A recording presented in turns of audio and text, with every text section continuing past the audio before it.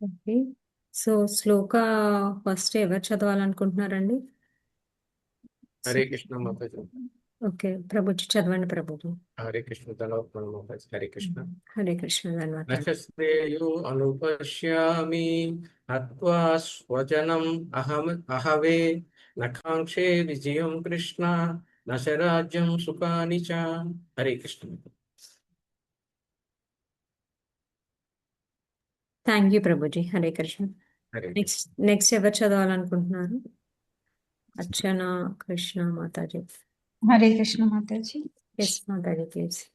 నచ శ్రేయోపశ్యామి హత్వా స్వజనమాహవే న కాంక్షే విజయం కృష్ణ న చ రాజ్యం సుఖాని చ. హరి బోల్. థ్యాంక్ యూ మాతాజీ. హరే కృష్ణ. నెక్స్ట్ ప్లీజ్ చదవండి మాతాజీ. సిహెచ్ లక్ష్మీ మాతాజీ. నాగమణి మాతాజీ. ఓకే ప్లీజ్ చదవండి. హరే కృష్ణ మాతాజీ. దండవత్ ప్రణామ్ మాతాజీ. హరే కృష్ణ. హరే కృష్ణ మాతాజీ ధన్యవాద్ ప్రణామ్. ప్లీజ్ చదవండి. నచ శ్రేయోనుపశ్యామి హత్వా స్వజనమాహవే న కాంక్షే విజయం కృష్ణ న చ రాజ్యం సుఖాని చ. Hare Krishna Mataji. Hare Krishna Mataji. Thank you Mataji. Yes Mataji Nagamani Mataji please చదవండి. హరే కృష్ణ. నచ శ్రేయోనుపశ్యామి హత్వా స్వజనమాహవే న కాంక్షే విజయం కృష్ణ న చ రాజ్యం సుఖాని చ. హరే కృష్ణ. హరే కృష్ణ మాతాజీ. ఎస్ మాతాజీ ప్లీజ్ చదవండి. నచ శ్రేయోనుపశ్యామి హత్వా స్వజనమహవే న కాంక్ష విజయం కృష్ణ న చ రాజ్యం సుఖాని చ. హరే కృష్ణ మాతాజీ. థ్యాంక్ యూ మాతాజీ. హరే కృష్ణ. Thank you. ఇంకా ఎవరైనా చదవాలనుకుంటున్నారా? శ్రీనివాస్ ప్రభుజీ హరే చదవండి. కృష్ణ. ఓకే. హరే కృష్ణ మాతాజీ. ప్రణామాలు మాతాజీ. హరే దండవత్ కృష్ణ ప్రణామాలు మాతాజీ. ప్రణామం. శ్రీమద్ భగవద్గీత 1.31 శ్లోక మాతాజీ. నచ శ్రేయోనుపశ్యామి హత్వా స్వజనమాహవే న కాంక్షే విజయం కృష్ణ న చ రాజ్యం సుఖాని చ. హరే కృష్ణ మాతాజీ. థ్యాంక్ యూ మాతాజీ. థ్యాంక్ యూ మాతాజీ. హరే కృష్ణ. హరే కృష్ణ మాత. ఎస్ మాతాజీ ప్లీజ్. నచ శ్రేయోనుపశ్యామి స్వజనమహవే న కాంక్షే విజయం కృష్ణ రాజ్యం సుఖాని చ. Hare Krishna. Thank you Mataji. Next Srinivas Prabhuji. Hare Krishna మాతాజీ. ఎస్ ప్రభుజీ. నచ శ్రేయోనుపశ్యామి హత్వా స్వజనమాహవే న కాంక్షే విజయం కృష్ణ న చ రాజ్యం సుఖాని చ. Thank you Prabhuji. హరే కృష్ణ. హరే కృష్ణ. సాయి నీలా ప్రభు మాతాజీ. హరే కృష్ణ మాతాజీ. దండవత్ ప్రణామ్. ధన్యవాద్ ప్రణామ్ న మాతాజీ. చ శ్రేయోపశ్యామి హత్వా స్వజనమాహవే న కాంక్షే విజయం కృష్ణ న చ రాజ్యం సుఖాని చ. హరే కృష్ణ మాతాజీ. థ్యాంక్ యూ మాతాజీ. హరే కృష్ణ. నెక్స్ట్ జ్యోతి మాతాజీ అనువాదం చదువుతారా? సరే. హరే కృష్ణ మాతాజీ. ఎస్ మాతాజీ. శ్రీ ప్రభుపాదకి జై. ప్రియమైన ఓ కృష్ణ, ఈ యుద్ధము స్వజనులు వధించట ద్వారా ఏ విధముగా శ్రేయస్సు కలుగదో నేను చూడలేకుంటేని. తదనంతరం విజయం గాని రాజ్యం గాని సుఖం గాని నేను కోరను. హరే కృష్ణ మాతాజీ. థ్యాంక్ యూ మాతాజీ. హరే కృష్ణ.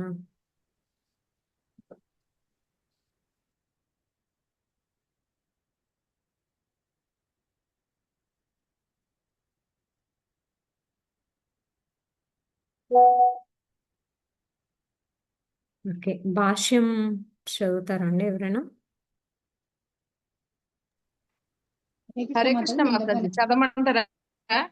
హరే కృష్ణ. ఓకే ఓకే అండి, నేను ఇద్దరికి ఛాన్స్ ఇస్తాను. 1 minute. ప్రభాకర్ ప్రభుజీ చదవండి ప్రభుజీ. శ్లోకమా మాతాజీ? భాష్యం ప్రభుజీ, భాష్యం చదవండి. హరే కృష్ణ దండోత్ ప్రణాం. ఆ, యుద్ధం చేయి అదేంటి భావించుచున్నాడు అనే వరకు చదవండి మా ప్రభుజీ. అంటే తన నిజ లాభం విష్ణు, ఆహా, తన నిజ లాభం ఇదేనా ఎస్ మరి? ఎస్ ప్రభుజీ, తన నిజ స్వార్థగతి విష్ణువు లేదా తన తన నిజ లాభం విష్ణువులోనే లేదా కృష్ణులోనే ఉన్నదని ఎరుక బద్ధజీవులు దేహ సంబంధాల పట్ల ఆకర్షితులై అట్టి స్థితిలో సుఖభాగుల మవుతామని ఆశపడతారు. జీవితపు అట్టి గుడ్డి భావనలో వారు భౌతిక సుఖానికి హేతులను కూడా మర్చిపోతారు. ఇక్కడ అర్జునుడు క్షత్రియుని నైతిక ధర్మాలను కూడా మర్చిపోయినట్లు కనిపిస్తున్నది.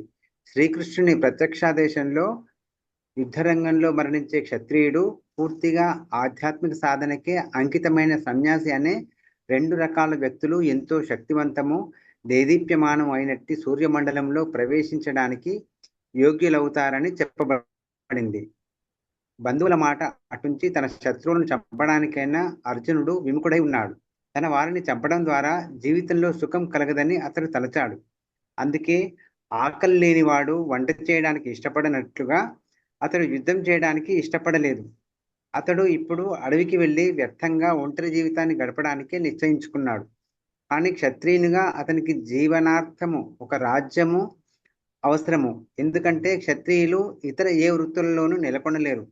కానీ అర్జునునికి రాజ్యం లేదు. జ్ఞాతులతో సోదరులతో పోరాడి పితృదత్తమైన రాజ్యాన్ని తిరిగి పొందడము ఒక్కటే అర్జునునికి ఏకైక రాజ్య ప్రాప్తిగా అవకాశంగా ఉన్నది. అయినా దాన్ని అతడు చేయకూడడం లేదు. అందుకే అడవికి వెళ్ళి ఒంటరిగా భాగ్య జీవితాన్ని గడపడమే తనకు తగినదని అతడు భావించాడు. హరే కృష్ణ. Thank you Prabhuji. హరే కృష్ణ.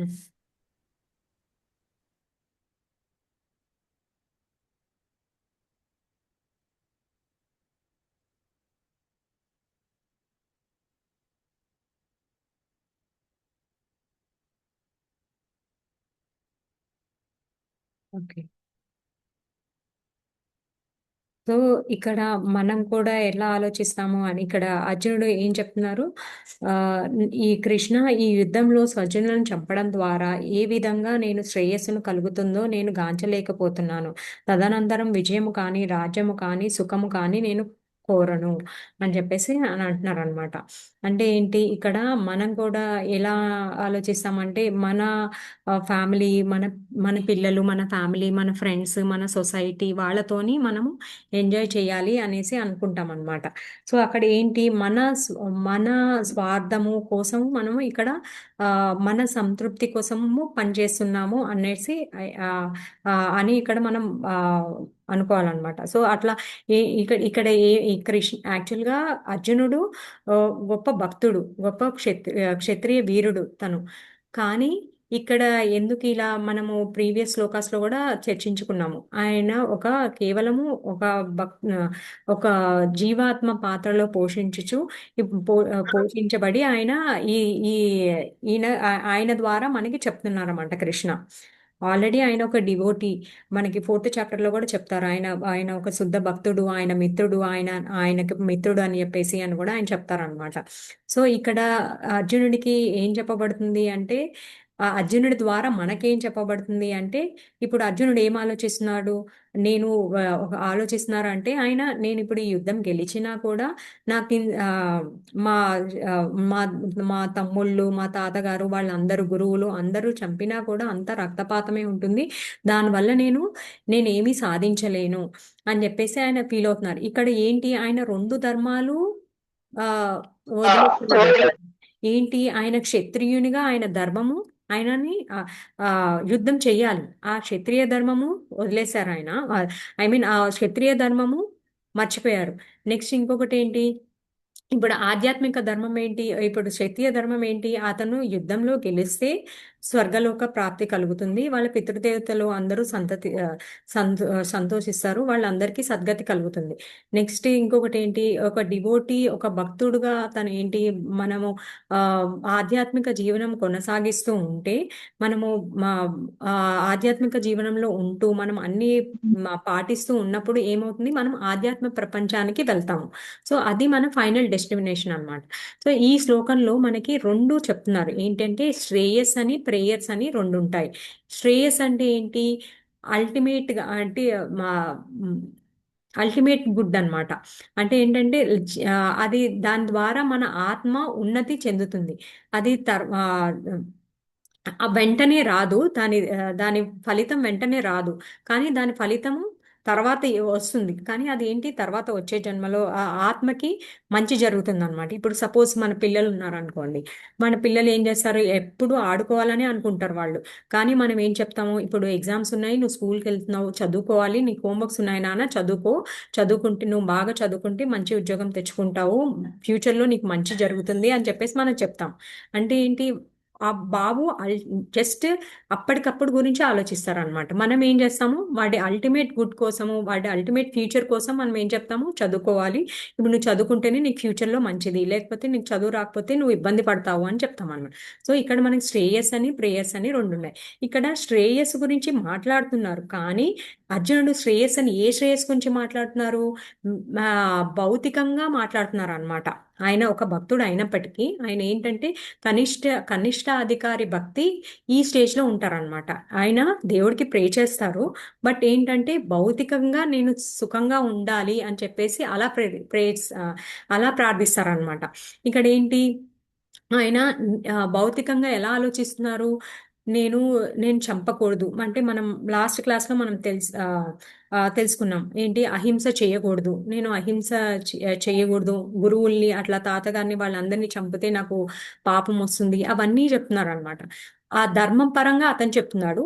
మన దుర్యోధనుడు అధర్మ పరంగా అతనేమో అదేంటంటే అతను మనీ మనీ మైండెడ్గా ఆయన చెప్తున్నారు అనమాట మొత్తం ఆయన. సో ఇక్కడ మనం ఇక్కడ శ్రేయస్ అంటే ఏంటి, ప్రేయర్స్ అంటే ఏంటి? ప్రేయర్స్ అంటే ఏంటంటే ఇమీడియట్గా ఎఫెక్ట్ ఇచ్చేవి. జస్ట్ మనకి ఈ యజ్ఞం చేస్తే ఈ ఫలితం జరుగుతుంది ఇది అని చెప్పేసి మనం చేస్తాం, అది ఇమీడియట్ ఎఫెక్ట్ అనమాట. కానీ అది శ్రేయస్సు మనకి ఇవ్వదు. ఫస్ట్ మనకి ఏంటంటే ఈ శ్రేయస్ అనేది ఫస్ట్ మనకు కష్టంగా ఉంటుంది, కానీ అల్టిమేట్గా తర్వాత మంచి చేస్తుంది అనమాట. ఇప్పుడు మనం ఆధ్యాత్మికంగానే చూసుకుందాము. ఇప్పుడు ఆధ్యాత్మిక జీవితము గడపడం మనకి శ్రేయస్కరము. మన గురువులు, మన శిష్య గురువులు అందరూ మనకి ఉపదేశిస్తారు. మనం ఏం చేస్తాం? మనం పొద్దున్నే లేచి జపం చేసుకోవాలి, మంగళారతి చేసుకోవాలి, ఇవన్నీ చేసుకోవాలని చెప్తారు. కానీ మనకి పొద్దున్నే లెగడానికి చాలా కష్టంగా ఉంటుంది. పొద్దున్నే లెగడము, జపం చేసుకోవడము, అవన్నీ చేసుకోవడం అంటే మనకు కష్టంగానే ఉంటుంది. కానీ మనకి తర్వాత మనకి అది ఉత్తమ గతిని చేకూరుస్తుంది. కాబట్టి మనం అది చేస్తాం అన్నమాట. సో అలాగే ఇక్కడ శ్రేయస్ గురించి మాట్లాడుతున్నారు, కానీ అర్జునుడు ఏంటి? నా వాళ్ళు చనిపోతే నేను ఎలా నాకు ఎక్కడ శ్రేయస్ అనేది కనిపించట్లేదు, వాళ్ళు చనిపోతే నేను నా యొక్క విజయాన్ని నేను ఎవరితో పంచుకోగలను అని చెప్పేసి చెప్తున్నారు అనమాట ఇక్కడ అర్జునుడు. సో మనం కూడా మనం ఇప్పుడు మనకి ఎన్ని ఆశ్రమాలు ఉన్నాయండి? 4 వర్ణాలు ఉన్నాయి, అలాగే 4 ఆశ్రమాలు. ఎస్, ఆ ఆశ్రమాలు ఏంటండి చెప్పండి? కుమార ఆశ్రమం, బ్రహ్మ ఆశ్రమం, బ్రహ్మచర్య, గృహస్థ, సన్యాస, వానప్రస్థ. వానప్రస్థ, సన్యాసం. థ్యాంక్ యూ మాచారి. హరే కృష్ణ. సో గృహస్థ ఆశ్రమం, గృహక్షేత్ర అని ఎప్పుడు అంటారు? జస్ట్ ఒక గృహంలో ఉండే వాళ్ళని, ఒక అపార్ట్మెంట్ కానీ ఒక బిల్డింగ్లో కానీ ఉండే వాళ్ళని గృహక్షేత్ర అంటారు. గృహస్థ ఆశ్రమం అని ఎప్పుడు అంటారు? ఎవరైతే వాళ్ళ ఫ్యామిలీ, వాళ్ళ అంటే వాళ్ళ భార్య, భర్త, పిల్లలు వీళ్ళందరూ ఎవరైతే స్వీకరించి వాళ్ళందరూ కలిసి భక్తి చేస్తారో వాళ్ళని గృహస్థ ఆశ్రమ అంటారు. ఆశ్రమ అంటే ఏంటి మీనింగ్ అంటే మనము అందరం కలిసి ఉంటాము, మా భార్య, పిల్లలు అందరూ కలిసి, మనం ఏంటంటే సెంటర్లో కృష్ణాన్ని పెట్టుకొని మనము పనిచేస్తాం అనమాట. సో అది గృహస్థ ఆశ్రమ. ఇప్పుడు మనం ఏదైనా తీసుకోవచ్చు, బ్రహ్మచర్య ఆశ్రమ చేసుకోవచ్చు, సన్యాసాశ్రమ, వానప్రస్థాశ్రమ, ఏదైనా కాకపోతే ఏంటంటే మనం కృష్ణాన్ని పెట్టుకోవాలన్నమాట. దాన్ని ఆశ్రమ అంటారు. ఏంటంటే మనం భక్తిని పెంపొందించుకోవాలి. మనం ఏ ఆశ్రమంలో ఉన్నప్పటికీ మన మన మన జీవనాధారం ప్రకారం ఏ ఆశ్రమం వీలైతే ఆశ్రమం తీసుకోవచ్చు, కానీ ఆశ్రమంలో మనం కృష్ణాని భక్తి ఆచరించాలి, కృష్ణాని సెంటర్లో పెట్టుకోవాలన్నమాట. సో అప్పుడు అది గృహస్థ ఆశ్రమ అని చెప్పబడుతుంది. ఇప్పుడు అర్జునుడు ఎందులో ఉన్నాడు? ఆయన గృహస్థాశ్రమంలో ఉన్నారు. ఇంకొకటి ఏంటి? ఆయన ఒక క్షత్రియుడు. సో ఆయన ధర్మము ఆయన నిర్వర్తించాలి. ఆయన ధర్మం ఏంటి? ఆయన రాజ్యం. ఇప్పుడు ఈ కృష్ణుడు చెప్పిన మాట విని ఆయన అధర్మం అనే దాన్ని ఆ, తొలగించాలన్నమాట. కృష్ణుడు ఏం చెప్తున్నారు? వీళ్ళు అన్ని చెయ్యకూడని పనులన్నీ చేశారు. ఏంటి యాక్చువల్గా ధర్మం ప్రకారం ఏంటి? ఎవరైనా ఆ లక్ష్య గృహం అలా చేయడము తప్పు. ఇంకొకటి అంటే ఒక ఆడవారిని చంపడము, ఇవన్నీ ఒక ఆమ్, ఆడవాళ్ళని నిర్బంధించడము, ఇట్లాంటివన్నీ తప్పులన్నీ చేశాడనమాట దుర్యోధనుడు. సో అతను ధర్మ ప్రకారం శాస్త్రం ప్రకారం అతనికి ఆ, వధించాలి. అదే కరెక్ట్ అన్నమాట. అదే కృష్ణ ఇక్కడ చెప్తున్నారు అనమాట. సో మనం కూడా ఆ, మనకి భాగవతంలో ఒకటి శ్లోకం ఉంటుందన్నమాట. 5th క్యాంటోలో ఎలా చెప్తారంటే అది అతగ్రహ క్షేత్ర సుతాప్త విత్తైః అంటే జనస్య మోహోయం అహం మమేతి అంటే ఏంటంటే ఇక్కడ అతగ్రహస్థ క్షేత్ర సుతాప్త విత్తైః ఏంటంటే ఫస్ట్ భార్య పెళ్లి గృహస్థాశ్రమంలోకి అడుగు పెట్టడము, తర్వాత పిల్లల్ని పెంచుకోవడము, తర్వాత ఏంటి విత్తైహి అంటే ధనం ధనం సంపాదించడము, నెక్స్ట్ ఏంటి ఫ్రెండ్స్ని, సొసైటీ, ఫ్యామిలీని అందరినీ కలుపుకోవడం అన్నమాట. సో ఈ మోహంలోనే మనము ఈ అటాచ్మెంట్లోనే మమేకమై ఉండిపోకూడదు. ఇవన్నీ కూడా మనము ఎప్పుడైతే కృష్ణాని సెంటర్లో పెట్టుకుంటామో అప్పుడే అది పర్ఫెక్షన్ ఆఫ్ లైఫ్ అవుతుంది అని చెప్పేసి మనకి ఇక్కడ కృష్ణ చెప్తున్నారు అనమాట. ఇప్పుడు గృహస్థాశ్రమంలో ఉంటూ మనకి నేను కష్టపడి అంతా ధర్మాచరణంగానే చేస్తున్నాను అని అనుకున్నా సరే మనకి పిల్లల వల్ల కానీ, భార్య వల్ల కానీ, ఇతరుల వల్ల కానీ మనకి ఏదో ఒక ప్రాబ్లమ్స్ వస్తాయి. కానీ మనం ఎప్పుడైతే కృష్ణాని మనం సెంటర్లో పెట్టుకుంటామో మనకి ఆ సమస్యలన్నీ తీరుతాయి అన్నమాట. అదే ఇక్కడ కృష్ణ చెప్తున్నారు అనమాట. సో ఇక్కడ గృహస్థాశ్రమ తీసుకొని మనము అలా ఉండాలి అని ఇప్పుడు మనము 7th చాప్టర్లో కూడా తెలుసుకుంటాము. ముందు ఏంటంటే ఎవరు ఆయన దగ్గర చేరుతారు? ఆర్తో, అర్ధార్థి, జిజ్ఞాసు, జ్ఞానిన అంటే ఏంటంటే 4 మెంబర్స్ ఆయన దగ్గర చేరుకుంటారు. ఆయన 4 కైండ్స్ ఆఫ్ డివోటీస్ ఉంటారు. ఏంటంటే ఆర్తో, అర్ధార్థి. ఆర్తో అంటే ఏంటి? ఎవరైతే బాధల్లో ఉన్న వాళ్ళు, కొంచెము అర్ధార్థి అంటే ఏంటంటే ధనం కావాల్సిన వాళ్ళు. జిజ్ఞాసు అంటే ఎవరైతే బ్రహ్మ జిజ్ఞాసం అతతో బ్రహ్మ జిజ్ఞాస ఎవరైతే ఆత్మానుభూతి కోసం తెలుసుకోవాలి అనుకున్న వాళ్ళు. ఇంకా జ్ఞానులు ఆల్రెడీ తెలిసిన వాళ్ళు, ఇంకా ముందుకు వెళ్ళాలనుకున్న వాళ్ళు. సో వీళ్ళందరూ చేరుకుంటారు అన్నమాట, కృష్ణుడి దగ్గరికి చేరుకుంటారు. కృష్ణుడి దగ్గర భక్తులు అవుతారు. సో ఇక్కడ ఆర్తో అర్ధార్థి మనకి అందరికీ ధ్రువ మహారాజ్ వృత్తాంతం మనం ఎన్నో సందర్భాల్లో చర్చించుకుంటాం. ధ్రువుడు ఏం చేస్తారు? ధ్రువుడు వాళ్ళ పినతల్లి ఆయనని వాళ్ళ నాన్నగారి ఒడిలో కూర్చోనివ్వలేదు అని చెప్పేసి క్లుప్తంగా చెప్తున్నానండి. ధ్రువ మహారాజుకి 2 తల్లిలు ఉంటారు. ఒక ఆవిడ సునీతి, ఒక సురీచి అన్నమాట. సునీతి ఆవిడేమో దాసి యొక్క పుత్రుడు ధ్రువుడు. కానీ సురుచి ఏంటంటే ఆవిడ క్వీన్ అన్నమాట. సో ఆమె ఏమంటుంది అంటే ఆవిడ నువ్వు నాకు కూర్చోవడానికి వీలు లేదు అని చెప్పేసి అంటుంది అనమాట. అప్పుడు ఆయన ఏం చేస్తారు? వాళ్ళ చాలా బాధపడతారు. ఆ వయసు పిల్లలు చాలా బాధపడతారు కదా నాన్నగారు దగ్గరికి తీసుకోకపోతే. సో అప్పుడు ఆయన వాళ్ళ అమ్మ దగ్గరికి వెళ్తారు. వెళ్ళిన వెంటనే ఆవిడ కూడా బాధపడి ఆవిడ ఓదార్చి నీకు విష్ణువు నీకు నీ సమస్యను తీర్చగలుగుతారు నాయన, నువ్వు ఆయన దగ్గరికి వెళ్ళి ప్రార్థించు, నీ కోరిక తీరుతుంది అని చెప్పేసి ఆవిడ కరెక్ట్ రైట్ దాంట్లో ఆవిడ గైడ్ చేస్తుంది. ఆవిడ అలా రైట్గా గైడ్ చేసినప్పుడు ఇక్కడ మనం 2 విషయాలు తెలుసుకోవచ్చు. ఆవిడ ఒక తల్లిగా ఆవిడ బాధ్యత నిర్వర్తించింది అనమాట. రైట్ పాత్ కి గైడ్ చేసింది. లేదు నువ్వు వాళ్ళ పైన యాంటీగా నువ్వు ఇచ్చేయాలి, వేరే వాళ్ళ దగ్గరికి వెళ్ళాలి, అవన్నీ కాకుండా ఫైటింగ్ చేయాలి అలా చెప్పకుండా ఆవిడ ఏం చెప్పారు? నువ్వు విష్ణువు దగ్గరికి వెళ్ళి ప్రార్థించిన ఆయనే అందరికీ తండ్రి, ఆయన ద్వారానే అన్ని నెరవేరుతాయి, ఆయనే అందరికీ తండ్రి, జగత్పిత అని చెప్పేసి ఆయన దగ్గరికి ఆవిడ మార్గం చూపించింది.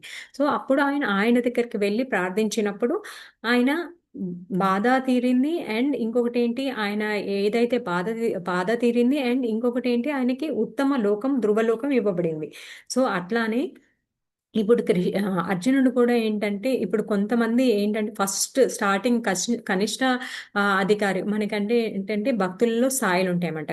కనిష్టాధికారి, మధ్యమాధికారి, ఉత్తమాధికారి. సో ఇప్పుడు కనిష్ట స్థాయిలో ఉన్న భక్తులు ఏ విధంగా ఉంటారు అంటే వాళ్ళు ఏంటంటే భక్తిలో ఉంటారు. భక్తికి ఫస్ట్ కృష్ణకి అట్రాక్ట్ అవుతారు. కానీ అలాగే నేను మెటీరియల్గా కూడా అంటే భౌతికంగా కూడా నేను ఎదగాలి అనే కోరికతో వస్తారనమాట. నేను భౌతికంగా బాగుండాలి అని చెప్పేసి వస్తారు. కానీ ఎవరైతే నేను కృష్ణుడి యొక్క సేవ ఒక్కటే చేయాలి, నేను సేవ చేసుకోవాలి కృష్ణుడికి, కృష్ణ భక్తులకి సేవ చేసుకోవాలి అని అనుకుంటారో అది ఉత్తమ భక్తి అన్నమాట.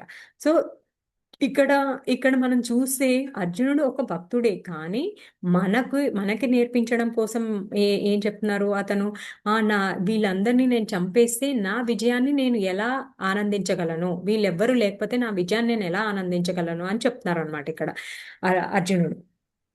సో ఇక్కడ మనకి మనం ఏం నేర్చుకున్నాము అయితే కనిష్టాధికారంలో ఉన్న భక్తుడు ఎలా ఉంటారు, మన జీవాత్మ ఎలా ఆలోచిస్తుంది, అవన్నీ తెలుసుకున్నాం. ఇంకొకటి ఏంటంటే ఇప్పుడు యాక్చువల్గా ఇప్పుడు మనం ఒక ఎగ్జాంపుల్ తీసుకుంటే ఇప్పుడు మన పిల్లలు స్కూల్కి వెళ్తారు. మనం ఎప్పుడైతే భగవంతుని తృప్తిపరుస్తామో వైకుంఠ లోకంలో ఎలా ఉంటుంది, మనకి విష్ణుమూర్తిని అందరూ ప్రార్థిస్తూ ఉంటారు, అందరూ సేవలు అందిస్తూ ఉంటారు. సో ఆయన సంతృప్తి పరిస్తే మనం సంతృప్తి చెందుతాం అనమాట. అది అల్టిమేట్ గుడ్, అది ఫైనల్ గుడ్ అనమాట. శ్రేయస్కరమైన కర్మ ఏంటి అంటే భగవంతుడిని తృప్తిపరిస్తే మనం తృప్తిపరుస్తాం. ఎందుకు? మనం భగవదంశలం కాబట్టి. మనం అందరము ఏంటి మనము మమైవాంశే జీవలోకే జీవభూత సనాతన. మనము ఏంటి మనం ఏంటంటే మనం సనాత ధర్మానికి చెందిన మనము ఏంటంటే జీవాత్మలం అనమాట. మనం భగవంతుడికి చెందిన అంశలం. సో ఎలా అంటే భగవంతుడిని సంతృప్తి పరిచినప్పుడు మనం కూడా ఆటోమేటిక్గా సంతృప్తి పడతాం అనమాట. సో అది ఇక్కడ చెప్తున్నారు. సో ఇప్పుడు మనము ఒక స్కూలే చూస్తున్నాము. ఒక స్కూల్లో ప్రిన్సిపల్ ఏం చేస్తారు, చిల్డ్రన్కి అందరికీ ఎడ్యుకేషన్ లైఫ్ ఇస్తారనమాట. ఎడ్యుకేషన్ పంపిస్తారు, ఎడ్యుకేషన్ సిస్టమ్ ఒకటి పెడతారు. సో అక్కడ ఏంటంటే పిల్లలందరూ వెళ్ళి చదువుకుంటారు, వాళ్ళకి ప్రాపర్ డిగ్రీ మళ్ళీ ఇస్తారు. సో ఏంటి అక్కడ ప్రిన్సిపల్ సుప్రీం అనమాట. చిల్డ్రన్ అందరూ ఏం చేస్తున్నారు, ఆవిడ చెప్పినట్టు కండిషన్స్తో మంచిగా చదువుకొని వాళ్ళ డిగ్రీ పొందుతున్నారు. ఏంటి వాళ్ళు ఒక డిసిప్లిన్ మేనర్లో ఉన్నప్పుడు వాళ్ళ సర్టిఫికెట్ వస్తుంది అనమాట. ఎవరి సర్టిఫికెట్ వాళ్ళకి అలాగా.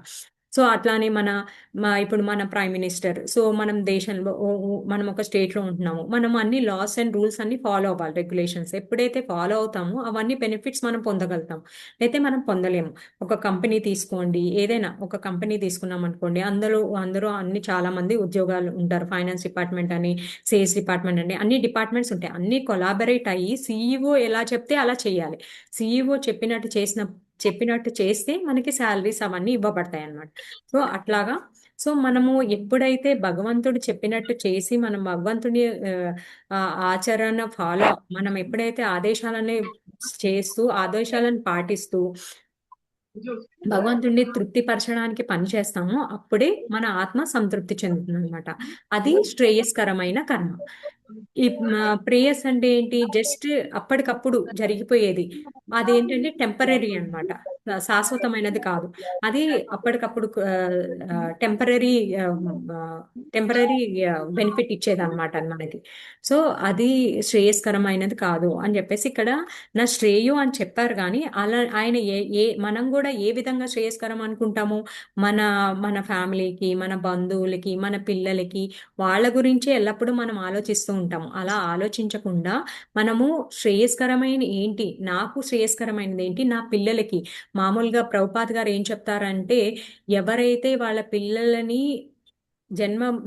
జనన మరణం మృత్యు నుంచి కాపాడగలుగుతారో వాళ్ళే నిజమైన పేరెంట్స్ అని చెప్తారనమాట. అంటే ఇప్పుడు వాళ్ళు తెలుసుకోవాలి, వాళ్ళు తెలుసుకుంటే అప్పుడు వాళ్ళు పిల్లల్ని కూడా చేయగలుగుతారు. సో వాళ్ళు తెలుసుకోకపోతే వాళ్ళు ఎలా చేయగలుగుతారు?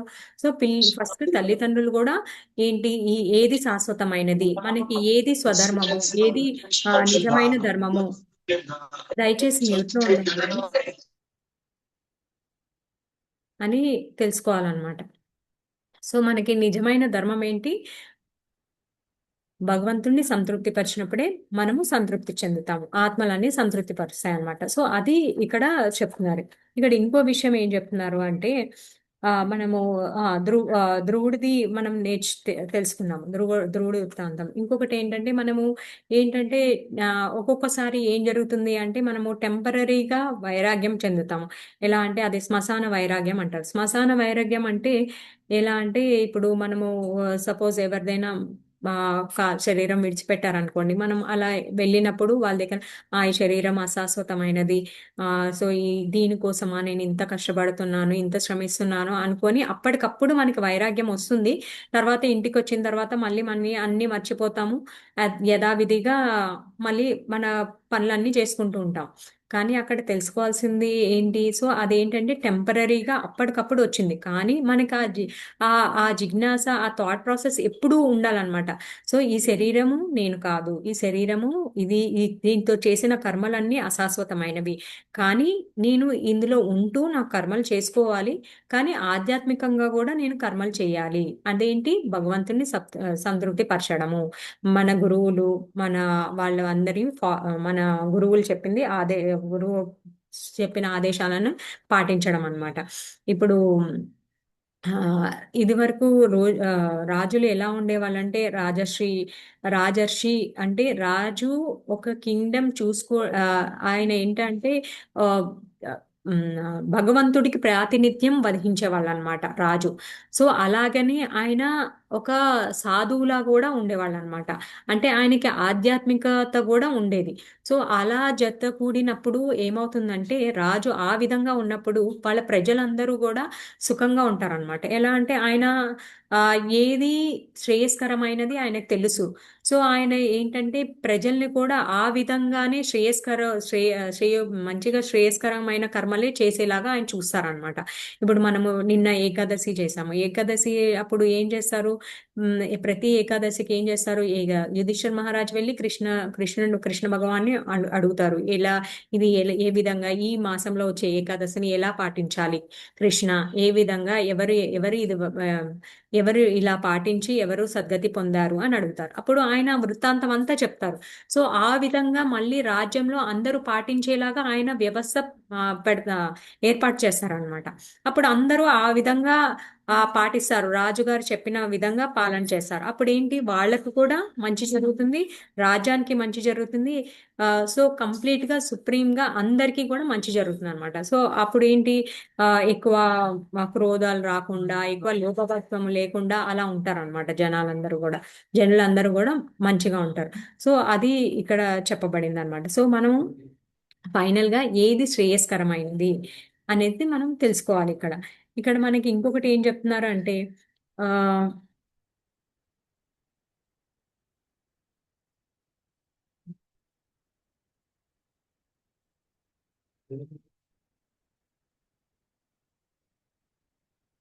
విష్ణువులోనే లేదా కృష్ణులోనే ఉన్నదని ఎరుగక బద్ధజీవులు దేహబంధాలను పట్ల ఆకర్షితులై అట్టి స్థితులలో సుఖభాగులు అవుతామని ఆశపడతారు. జీవితపాటి గుడ్డి భావంలో వారు భౌతిక సుఖానికి హేతువులను కూడా మర్చిపోతారు. ఇక్కడ ఏంటి, అర్జునుడు ఏం మర్చిపోయారు, తన క్షత్రియ ధర్మం మర్చిపోయారు.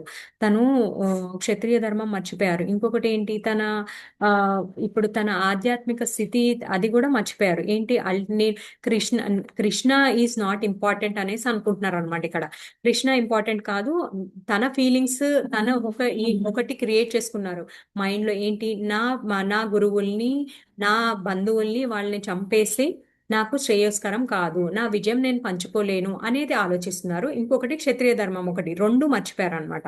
సో అది ఇక్కడ చెప్తున్నారు. సో మనం కూడా ఏంటి, మన ఆధ్యాత్మిక స్థితి ఏంటి, మన సహజ స్థితి ఏంటి, మన సనాతన ధర్మము నుంచి మనం వచ్చాము. సో మన సహజ స్థితి ఏంటి, జీవేరాయ్ కృష్ణ నిత్య దాస్. మనం కృష్ణుడి యొక్క నిత్య దాసులము.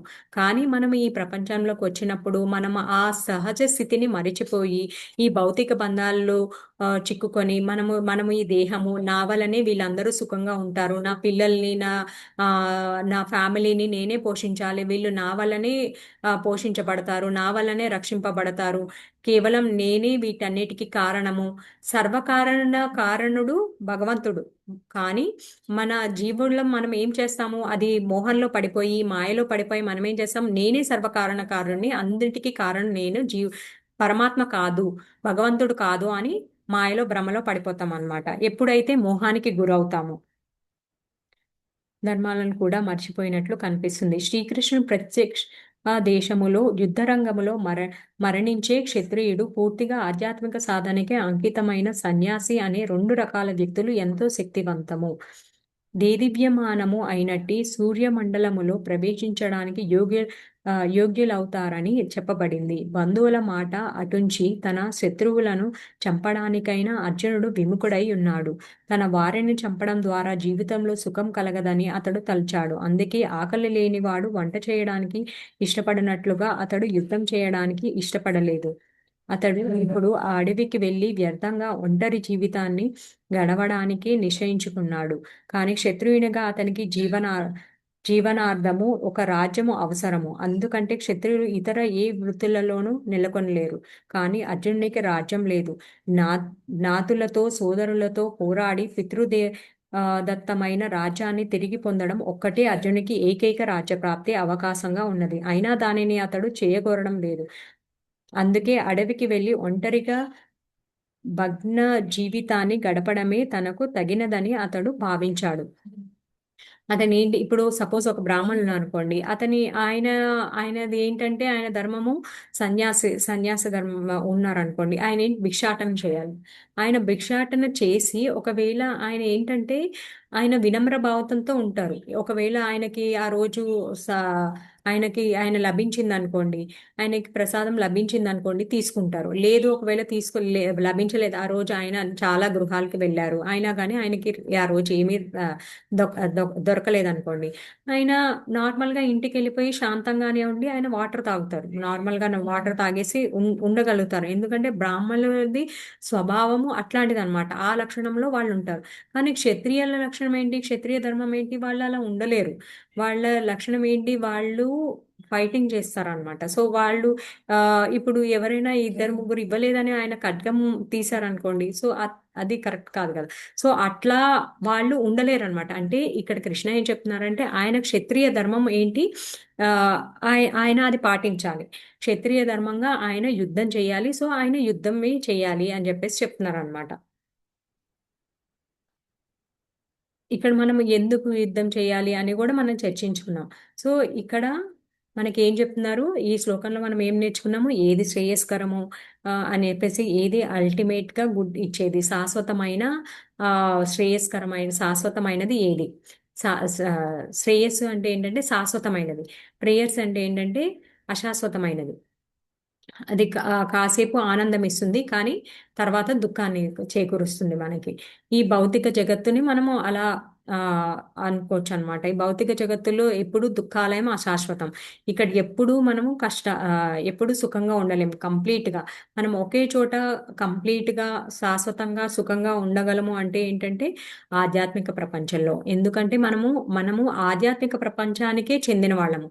సో ఆత్మ ఎప్పుడైతే తిరిగి ఆ ఆధ్యాత్మిక ప్రపంచానికి వెళుతుందో అప్పుడే శాశ్వతమైన ఆనందాన్ని పొందుతుంది.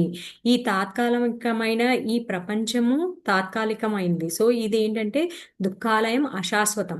సో ఇక్కడ మనము శాశ్వతంగా ఆనందము పొందలేము అని చెప్పేసి ఆ విషయం కూడా ఇక్కడ మనం తెలుసుకుంటున్నాము. ఇక్కడ ఇంకొక విషయం ఏం తెలుసుకున్నాము, మనము ప్రేయర్స్ అంటే ఏంటి, శ్రేయస్ అంటే ఏంటి, ఇంకొకటి ఏం తెలుసుకున్నాము, ఎప్పుడైతే భగవంతుడికి తృప్తిపరుస్తామో, దేవాది దేవుడైన కృష్ణ భగవానికి ఎప్పుడైతే తృప్తిపరుస్తామో అప్పుడే మనం తృప్తి చెందుతాము. ఇక్కడ స్వజనుల్ని అని చెప్పేసి అన్నారు. అంటే ఏంటి స్వజనులు అంటే దేహభావనలో అర్జునుడు మాట్లాడుతున్నారు. సో మనం అలా దేహభావనలో ఉండకూడదని, ఇప్పుడు గృహస్థాశ్రమం స్వీకరించాలి. ఆశ్రమం అంటే ఏంటి, ఒక ఆశ్రమంలో మనం అడుగుపెట్టినప్పుడు కృష్ణ భక్తిలో ఉంటాం అనమాట. కృష్ణ భక్తి ముఖ్య ధ్యేయంగా పెట్టుకుంటాము. ఏంటంటే మన నిత్య కర్మలు నిత్య కలాపాలు అన్ని చేసుకుంటాం, కానీ భగవంతుణ్ణి సెంటర్లో పెట్టుకొని చేసుకుంటాం అనమాట. ఇప్పుడు మనకి ఇష్టమైనది ఏదైనా ఆహార పదార్థం ఉంది, అది కృష్ణుడికి పెట్టి, ఎందుకంటే అది కృష్ణుడి నుంచే వచ్చింది, అన్ని కృష్ణుడి నుంచే వచ్చాయి మనకి. సో కృష్ణుడికి ఆయన మీరిచ్చిందే మేము తీసుకుంటున్నాం కృష్ణ అని చెప్పేసి ఆయనకి నివేదించి మనం ప్రసాదంగా స్వీకరిస్తాం అనమాట. అలాగా ఇప్పుడు ఇంకో విషయం కూడా ఇక్కడ తెలుసుకున్నాం. గృహం ఏది అంటే ఏంటి, గృహస్థ అంటే ఏంటి. గృహస్థ అంటే ఎవరైతే కృష్ణుని మధ్యలో పెట్టుకొని కృష్ణునికి ప్రార్థిస్తూ చేస్తారో, వాళ్ళ కుటుంబ సభ్యులు అందరూ కలిసి కృష్ణుని ప్రార్థిస్తూ గడుపుతారో వాళ్ళు గృహస్థ ఆశ్రమ అంటారు. గృహం ఏది అంటే ఏంటి, తనకు నేనే భోగిని అని చెప్పేసి అంతా నేనే, సర్వకారణుని నేనే అనేసి అనుకుంటారు, వాళ్ళు గృహం ఏదిలు అవుతారు అనమాట. సో ఇక్కడ అది సరిపోదు అని చెప్పేసి ఇక్కడ అది కూడా చెప్తున్నాను అనమాట. ఎందుకంటే అర్జునుడు ఒక క్షత్రియుడు, ఒక గృహస్థ కూడా, రెండు కూడా ఆయన ఇక్కడ.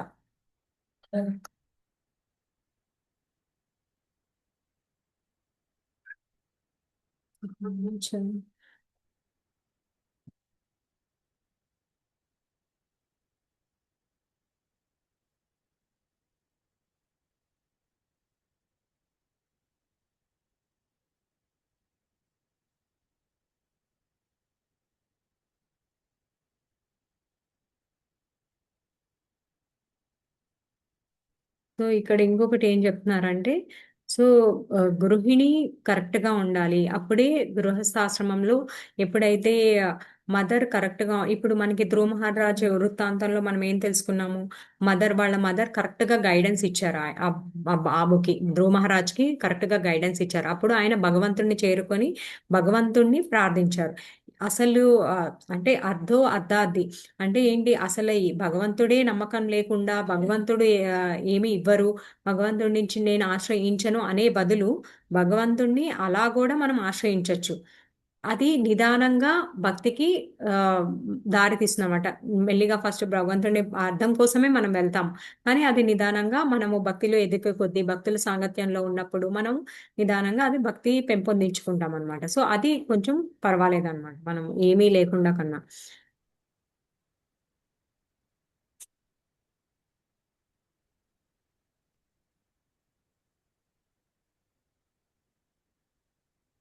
సో ఇక్కడ ఏంటంటే, ఇక్కడ ఆయన అలాగా మాయలో ఉంచబడ్డారు కాబట్టి భగవద్గీత చెప్పబడింది.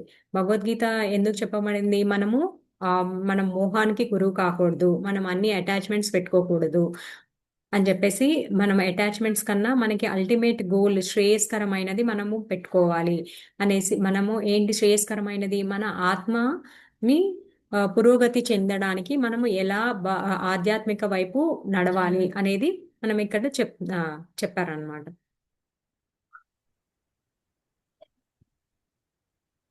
హరే కృష్ణ మాతాజీ, సెన్ ప్రభుజీ, ఎవరికైనా ఏమైనా డౌట్స్ ఉన్నాయా?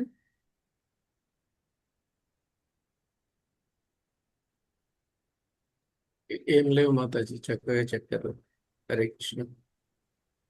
హరే కృష్ణ. అంత గురువు కృప ప్రభుజీ.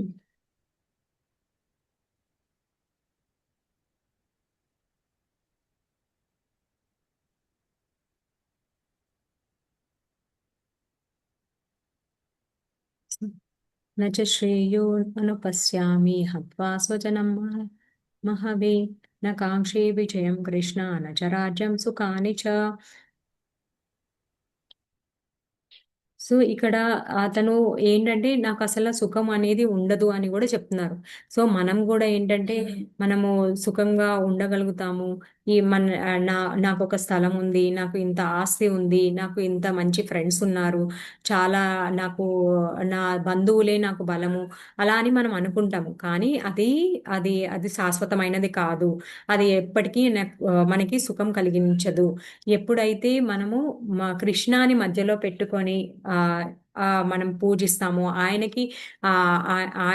ఆయన ఆదేశాలను పాటిస్తూ, గురువులు చెప్పింది ఆయన ఆదేశాలు పాటిస్తూ ఎప్పుడైతే మనము చేస్తామో, ఆయనను సంతృప్తి పరచడానికి పనిచేస్తామో, అప్పుడే మనకి సంతృప్తి కలుగుతుంది అని చెప్పేసి చెప్తున్నారు. అప్పుడే సుఖంగా మనం అందరము కష్టాలు లేకుండా ఉండగలుగుతాము అని చెప్పేసి చెప్తున్నారు. భక్తిలో చేసినప్పుడు కూడా మనకి కొన్ని కష్టాలు వస్తాయి, కానీ అది ఎలా అధిగమించాలి అవన్నీ కూడా ఆ శక్తిని కూడా ఆయనే ఇస్తారు అనమాట. కానీ మనము ఎప్పుడైతే భక్తిలో దృఢంగా ఉంటామో అప్పుడు ఆ శక్తిని కూడా ఆయనే చూపిస్తారు. ఎల్లప్పుడూ మనకి మాయ ఇంకా ఏంటంటే రెడీగా ఉంటుంది అనమాట. మనకి కష్టాలు ఇస్తే అప్పుడు ఏంటి, ఇది అమ్మో ఇంత కష్టమా ఇలా చేయడము, నేను ఇంకా చెయ్యను అని చెప్పేసి మనం వదిలేసేలాగా మనకి అంత కష్టాలు వస్తాయి. కానీ మనం ఎప్పుడైతే భగవంతుడు శరణు తీసుకుంటామో, గురువుల యొక్క ఆశ్రయం తీసుకుంటామో, గురువుల యొక్క భక్తుల సాంగత్యం తీసుకుంటామో అప్పుడు మనం ఏమవుతున్నాం అంటే భక్తిలో ఇంకా మనము దృఢత్వం పొందుతాం అనమాట. ఓకే, వీళ్ళు ఈ భక్తులు కూడా ఇలాగే చాలా కష్టాలు పడ్డారు కానీ తర్వాత ఎదిగారు అనేసి మనం తెలుసుకుంటాం అనమాట. సో అందుకని భగవద్గీత, భాగవతం ఎప్పుడు శ్రవణం చేస్తూ ఉండాలి. భాగవతం అంతా ఏంటంటే భగవంతుడి కోసము ఇంకా భక్తుల కోసము చెప్తుంది అనమాట. భక్తులు ఎలా భగవంతుని చేరుకున్నారు, వాళ్ళు చేరుకునేటప్పుడు మాధ్యమంలో ఎలా ఎన్ని కష్టాలు అనుభవించారు, ఎలా ఉన్నప్పుడు ఇప్పుడు మనము ఆ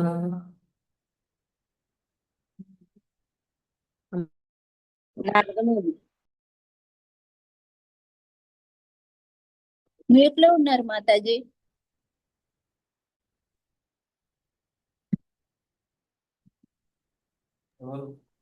వ్యసనాలకి లోనవుతాడు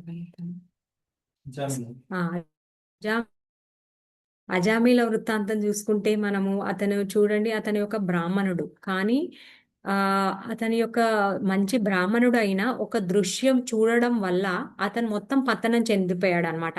అతను బ్రాహ్మణ దాని నుంచి మొత్తం ఎలా అంటే ఒక చండాలులాగా దిగజారిపోయాడు మొత్తం అతను.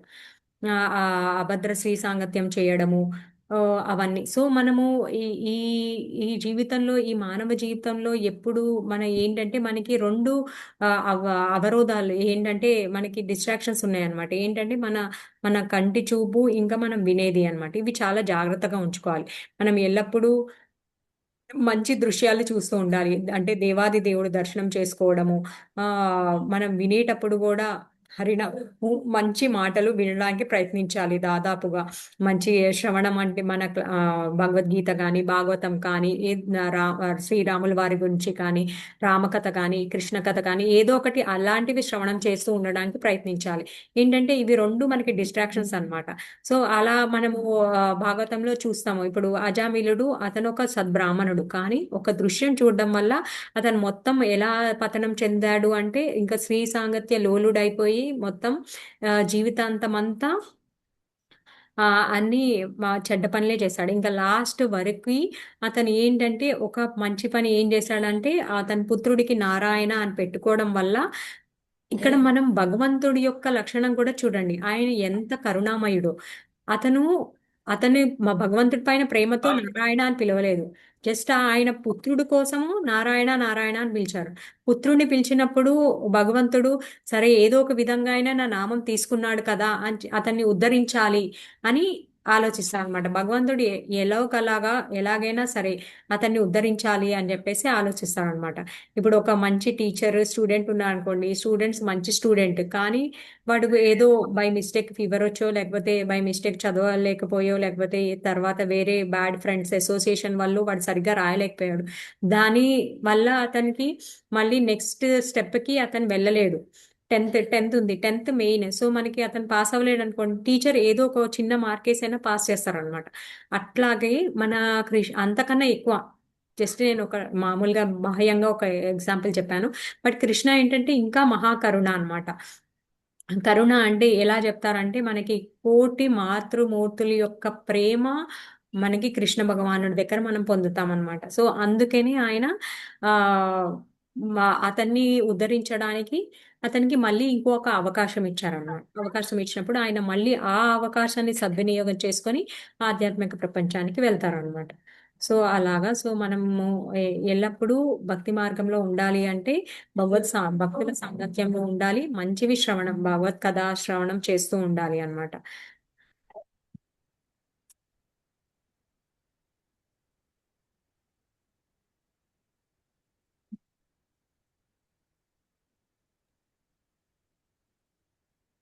హరే కృష్ణ.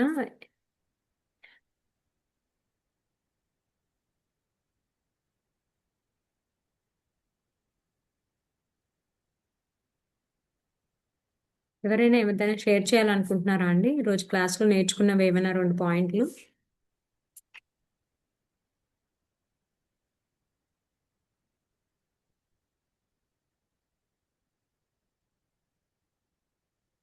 హరే కృష్ణ. హరే కృష్ణ మాతాజీ. హరే కృష్ణ మాతాజీ. క్లాస్ చక్కగా సాగింది Mataji. Thank you very much. ఇక్కడ మన శ్రేయస్సుని గురించి ప్రేయర్స్ గురించి తెలుసుకున్నాం మాతాజీ కొత్తగానే. నిన్న మాతాజీ కూడా చెప్పారు శ్రేయస్ అనేది ప్రేయర్స్ అని కూడా. తర్వాత ప్రేయర్స్ అంటే మనకి భౌతికంగా అప్పటికప్పుడు లాభాన్ని ఇచ్చేది అయితే, శ్రేయస్సు అనేది శాశ్వతమైనటువంటి భగవంతుని పదం వైపు నడిపించేది, అది శాశ్వతమైన లాభాన్ని చేకూర్చేటట్టుదని కూడా తెలుసుకున్నాం ఒకటి. తర్వాత మనం భగవంతుడికి ప్రీతికరంగా ఏది చేస్తామో అది మనకి ఎప్పటికీ శ్రేయస్సుని ఇస్తుంది. భగవంతుడి ప్రీతి కొరకు మాత్రం మనం చేయాలి, అదే మనకు ఆత్మసంతృప్తిని ఇస్తుంది కూడా తెలుసుకోవచ్చు అని చెప్పారు మాతాజీ. ఇంకా ఏంటంటే ఇక్కడ శ్రీకృష్ణుని ప్రత్యక్ష ఆదేశాలు చెప్తున్నారు. ఇక్కడ ఏంటంటే యుద్ధరంగం మరణించిన క్షత్రియుడు మరియు శక్తివంతమైన ఒక ఆధ్యాత్మిక అనుభూతి కొరకు అంకితమైన సన్యాసి, వీరిద్దరు కూడా తేజవంతమైన సూర్యమండలంలో ప్రవేశించడానికి యోగ్యత ఉన్నది అని సాక్షాత్తు కృష్ణ భగవానుడు చెప్తున్నారు.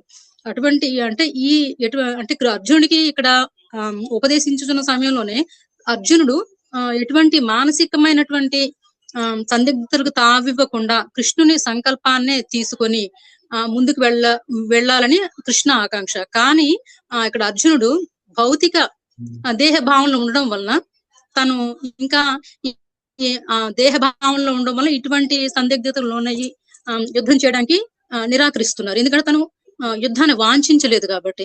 తను ఎందుకంటే వాళ్ళ అటు ఇతర ప్రతిపక్షం ఉన్న వాళ్ళు తన బంధువులు, తాతలు, మేనమామలు, పినతండ్రులు, పెదతండ్రులు మొత్తం బంధువర్గం ఉంది కాబట్టి వాళ్ళందరినీ నేనే సంహరించాల్సి వస్తుందేమో, ఒకవేళ నాకు విజయం వచ్చినప్పటికీ కూడా నాకు ఆ విజయం ఎటువంటి సంతోషాన్ని ఇవ్వదు, ఈ విజయం వల్ల ఒరిగేదేమీ లేదు, నేను అడవులకెళ్ళి ఏకాంతంగా భగ్న జీవితాన్ని గడపడం ఇది బెస్ట్ అని అర్జునుడు డిసైడ్ అయిపోతున్నారు. తన ముందు నుండి తనకు సారథ్యం వహిస్తుంది కృష్ణ అని కూడా తను మర్చిపోయారు.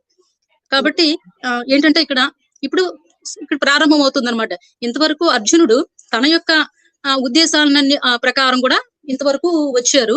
ఇక ముందు రాను కూడా భగవంతుడు తనకి యొక్క ఆత్మబోధ చేసే, ఆత్మతత్వాన్ని తెలిపే సంఘటనలు ప్రారంభం అవుతాయి. Hare Krishna Mataji. Thank you very much Mataji. Hare Krishna. Thank you. So ఇంకెవరికి ఏ సందేహాలు లేకపోతే థ్యాంక్ యూ వెరీ మచ్ అండి. అందరూ చాలా యాక్టివ్గా పార్టిసిపేట్ చేస్తున్నారు. నా పదాల ద్వారా ఎవరినైనా, ఉదాహరణల ద్వారా ఎవరినైనా మనసు నొప్పించుంటే క్షమించండి. వాంఛా కల్పతరుభ్యస్య కృపా సింధుభ్య ఏవ చ పతితానాం పావనేభ్యో వైష్ణవేభ్యో నమో నమః. అనంతకోటి వైష్ణవ వృందికి జై, అనంతకోటి ఆచార్య వృందికి జై. హరే కృష్ణ మాతాజీ. ప్రభాకర్ పబ్బా గారు హ్యాండ్ రైజ్ చేస్తున్నారు మాతాజీ. క్వశ్చన్ ఏమో. హరే కృష్ణ ప్రభాకర్ ప్రభుజీ, ప్లీజ్ చెప్పండి ప్రభుజీ.